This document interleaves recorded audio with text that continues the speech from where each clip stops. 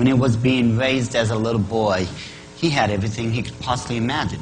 If he wanted to go from point A to point B, he didn't have to walk. They would carry him in a litter, bring him in a chariot, or put him on a horse and bring him to wherever he wanted to go. He would be decked out in the finest clothes, the best jewelry, the greatest gold, things like that.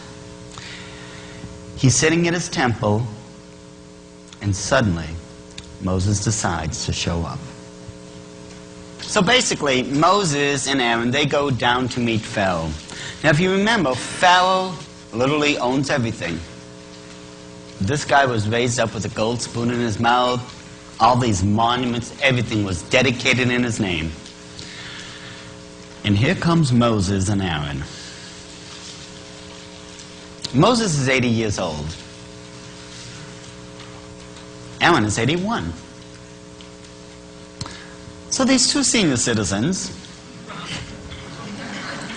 walk into the middle of this glorious, magnificent palace, smelling like sheep, badly needing tailors, and they walk up to Pharaoh and say, we're going to take the entire workforce of Egypt. And you're going to agree? Do you really think Pharaoh was going to just say, okay, go ahead, take them all? Forget about the building projects. Pharaoh did not agree. Aaron, take your staff, turn it into the serpent. He takes it, throws it on the step, it becomes a serpent. It's a good trick. How many of you have seen the Ten Commandments? Now, come on, you got to admit, that was good stuff. It wasn't accurate, but it was good stuff, especially the parting of the Red Sea. We'll never forget that one. You know, that was done, by the way, in a bathtub filled with red jello. And it's true. But anyway, so the serpent is crawling up the steps. Pharaoh didn't bat an eye. He calls his occult magicians over. They take their staffs, they duplicate the exact same miracle. Or at least it appears to be that they're duplicating the miracles of God. You're going to find out something very unusual was really going on here. Basically, Pharaoh tells Moses and Aaron, get out of here. Well, they go regroup. They talk to God. God says, listen, Pharaoh's going to be down by the rivers tomorrow morning. You go down there. If he doesn't listen, turn the water into blood. Well, sure enough, he goes down there. Pharaoh sees him coming. Pharaoh's going, oh, not these people again.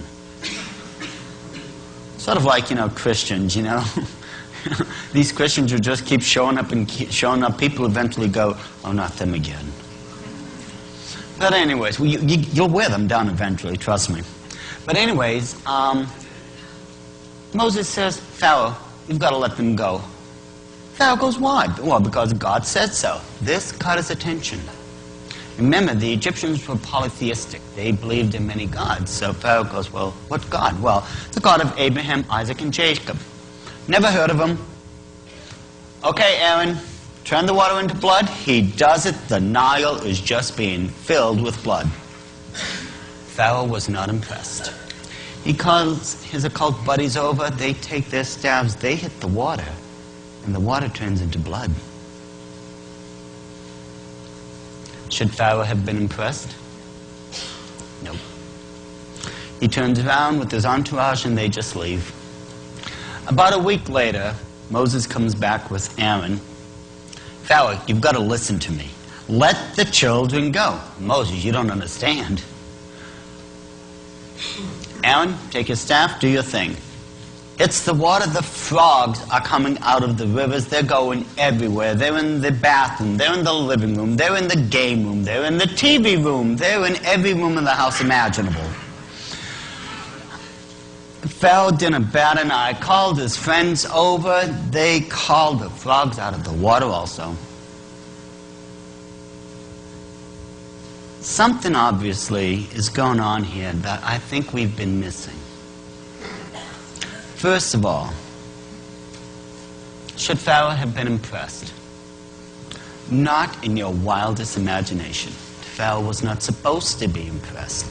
You see, if you read the scriptures, it says that God had already hardened Pharaoh's heart. You don't harden someone's heart and expect to impress them. Well, was Moses the one? Moses was trying to get out of this. I don't think he was not impressed in the least. Aaron was, but not Moses. Well, then if it's not Moses, and if it's not Pharaoh, who was it God was trying to impress? How about his children? They've been stuck in an occult society for 400 years. He had to get their attention. So there was a problem here. When these miracles were being duplicated, it looked like they were duplicating the miracles of God, right? No. They don't have that type of power. God was duplicating their powers. He was doing it for a three-part reason. The psychology was flawless. Well, it had to be. He's God. First of all, the serpent, the water into blood, and the frogs were done to prove that I can do anything these people can do. The next 6 plagues God did to show I can outdo anything these people think that they can come up with. And if you read the scriptures, the occult magicians were saying, this is the hand of the God. And the last one, where he took the firstborn of all the Egyptians, was to prove his sovereignty over Pharaoh, his sovereignty over the world, and that he is indeed the God over life and death. This got his children's attention. All this happened simply because nowadays we have a similar problem going on. The world is literally being taken over by occult means. You read the prophecy found in Revelation 18:23b, the world is going to be taken over, every single nation, through the occult and handed over to the Antichrist. It's right there.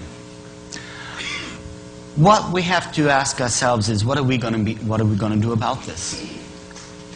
Are we going to stay in our comfort zones, go through the motions, and pretend as if we're suffering for the Lord? You know, it's one thing, and I can speak to you people, you're my brothers and sisters. It's one thing to take the title. It's another thing to live it. Wouldn't you agree? Yeah. Now, I know a lot of people, because of health or because of age, they can't get out there and do anything like they used to. But I'll tell you right now, those people are some of the greatest prayer warriors I have ever met. These people could pray down a pillar of fire. Yeah. Every single one of you have the ability to walk up to these people, and these are the least 2 witness people on the face of the earth. So many people over the years have told me, well, the Jewish people are the least witness to people. Well, let me tell you, if I wanted to go witness to a Jewish person, I'd go to a synagogue. I'd go to a temple, and let me tell you, I can still bench with the best of them. Or if I wanted to go witness to a Catholic, let's go down to the nearest Catholic church. But where do you go if you want to witness to an Illuminist? Where would you go if you wanted to witness to a Satanist or to a witch? Do you know how to properly witness to them? Because I'll tell you right now, one method, when you witness to the witches, it's never going to work with Satanists, and it's certainly not going to go with the Illuminists. There are 8 major occult groups in America, and every single one of them demands a different way of witnessing. It's the same thing like when you witness to the Mormons. It's not going to work the same way as if you witness to a Jehovah's Witness. You have to know their belief. You have to know their philosophy, their religion. You have to know what they're about. But if we're too afraid just to touch one of their books, how are we ever going to win these poor lost souls to Christ? Literally hundreds and thousands of these people are dying every day.